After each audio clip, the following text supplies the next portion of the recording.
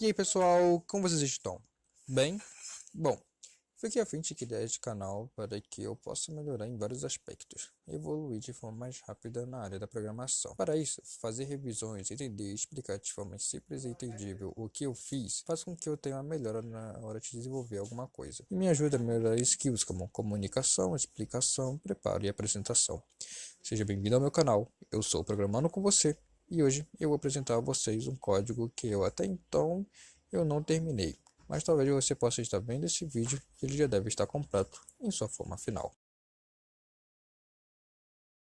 Minha Nossa Senhora, esse foi o momento de mais aprendizado que eu tive. Foi aí que eu descobri que eu ainda tinha muito que aprender. E como eu não sabia como eu ia fazer essa façanha, eu fui atrás do chat GPT. Descobri como fazer a imagem sair por um lado e entrar pelo outro. Foi nesse momento que eu conheci as propriedades @keyframe, animation e o transform. No início, eu tinha copiado o código do ChatGPT para fazer a animação funcionar. Só que quando eu ia testar, a imagem ia para a direita e voltava, depois ia para a esquerda e voltava, ficando um negócio meio estranho. Sem entender nada, eu sabia que tinha algo a ver com uma linha na propriedade animation, pois lá tinha 4 valores.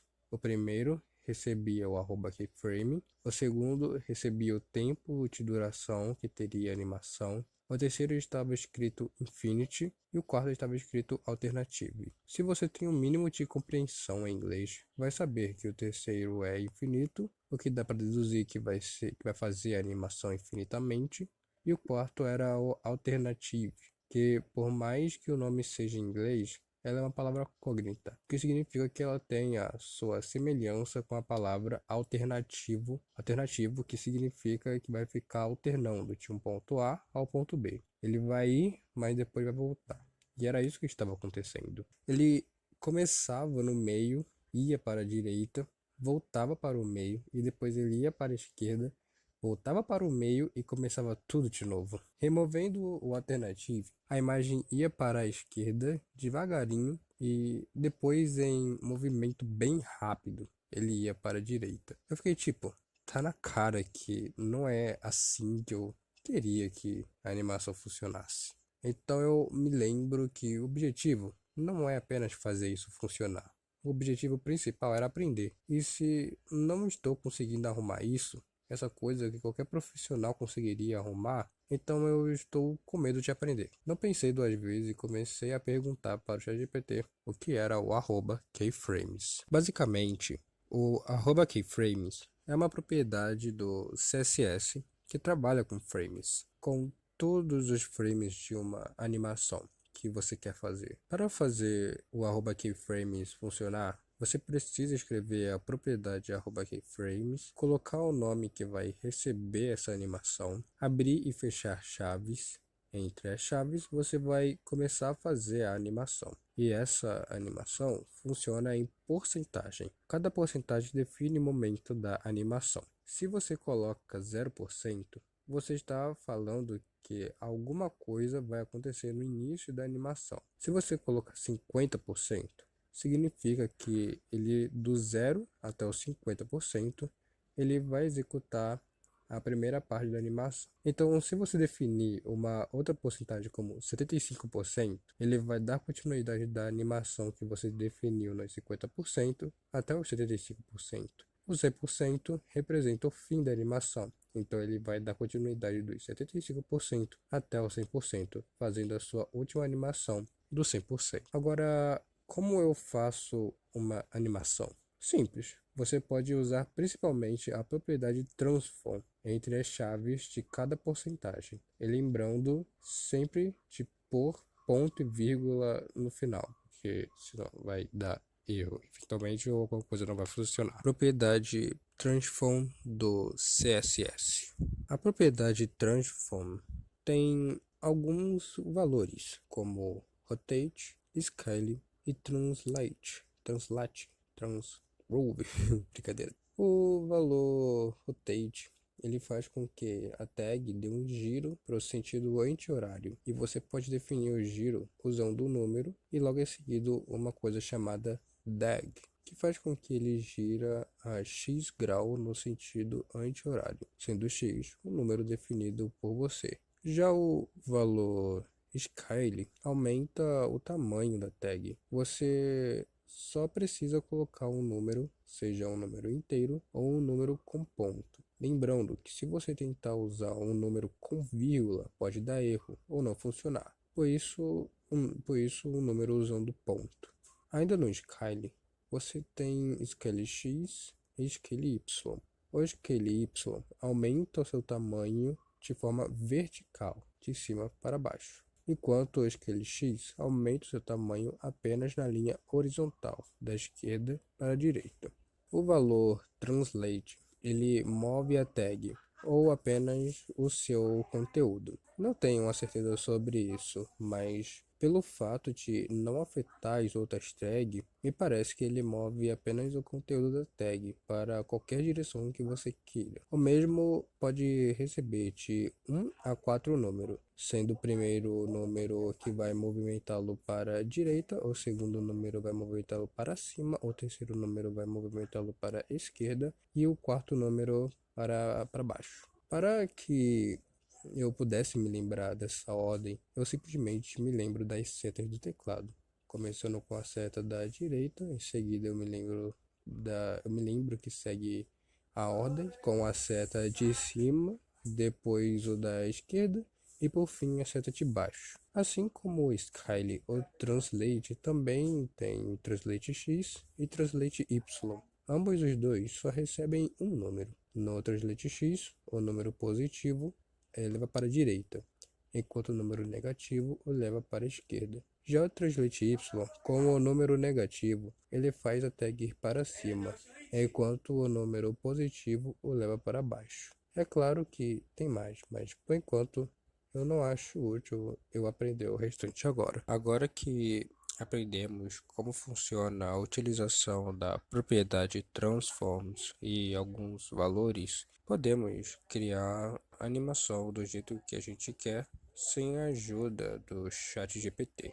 E comecei chamando a propriedade @keyframes e dei um nome a ela. Em seguida, entre chaves, eu chamei o início do frame, no caso a porcentagem 0, e nela eu coloquei o transform com o valor de translate x, recebendo o número 100%, fazendo com que ele saísse da tela. Em seguida, nos 50%, eu chamei novamente o transform com o valor de translate x, recebendo o número 0 para fazer a imagem voltar para o lugar.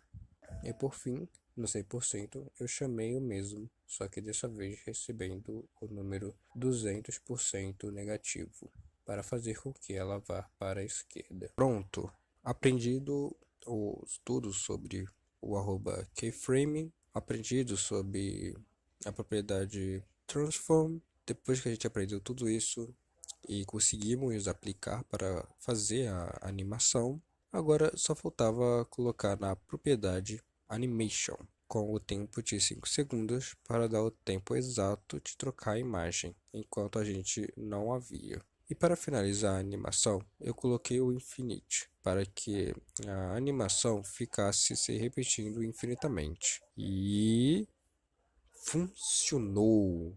Lembrando que quase todas as propriedades que trabalham com números, você também pode colocar o número em pixel ou em porcentagem, além de outras formas apresentadas pelo próprio valor da propriedade. Em algum momento atrás, eu não lembro quando exatamente, eu parei para colocar uma imagem maior no fundo da imagem pequena. Tinha uma imagem pequena, aí eu pensei em colocar uma imagem no fundo dessa imagem pequena para ficar algo mais dinâmico, que iria se mover junto com a outra imagem. Depois de feito isso, eu não pude deixar de reparar que os botões estavam indo juntos, ao invés de ficarem em seus lugares. Deixei essa preocupação de lado e fui finalizar a animação. Depois de finalizado a animação, eu tinha que dar atenção a isso e fazer com que as imagens troquem sempre que alguém apertasse em um dos botões, sem ter que ficar tentando apertar um dos botões enquanto eles se mexiam. E para isso eu tinha que colocar os botões separados das imagens que se mexia e depois usar a propriedade transform com o valor translate para mover os botões para onde eu queria, que era no meio das imagens que se mexia. O objetivo alcançado, praticamente eu já tinha acabado. Então eu mandei um vídeo mostrando como ficou para o meu amigo. E ele gostou, mas aí ele me pediu para trocar o fundo estranho que ficava sempre que a imagem se mexia. Sinceramente, isso também me incomodava. Então eu coloquei uma imagem de um motorista no fundo e ficou topzera. O meu amigo esperou outra coisa, mas ainda assim ele gostou. Agora, voltando um pouco, a linha cronológica correta foi a criação dos botões, que quando eu apertava, aparecia uma das imagens. Em seguida, eu fiz com que já aparecesse a primeira imagem no site, sempre que saía e entrava de novo no site. Para que não ficasse um completo vazio, em seguida fiz a animação dele saindo para um lado e entrando para o outro. Logo à frente, veio a segunda imagem, que ficava no fundo, fazendo a troca junto com a primeira imagem. E aí veio o momento que eu deixei o código limpo. E por fim, a parte que eu mostrei para o meu amigo e troquei o fundo vazio por uma imagem. Depois de ter feito tudo isso, logo abaixo eu coloquei um artigo sobre uma lei de trânsito com uma imagem no fundo. Após isso, eu coloquei 4 imagens, uma ao lado da outra, que dão um giro e fica grande sempre quando você coloca o cursor do mouse em cima de uma das imagens, sem interferir no posicionamento das outras imagens. Depois do próximo vídeo eu falarei mais sobre, mas por enquanto é isso. Não esquece de se inscrever, deixar o likezinho e deixar aqui nos comentários o que você achou. Bye bye.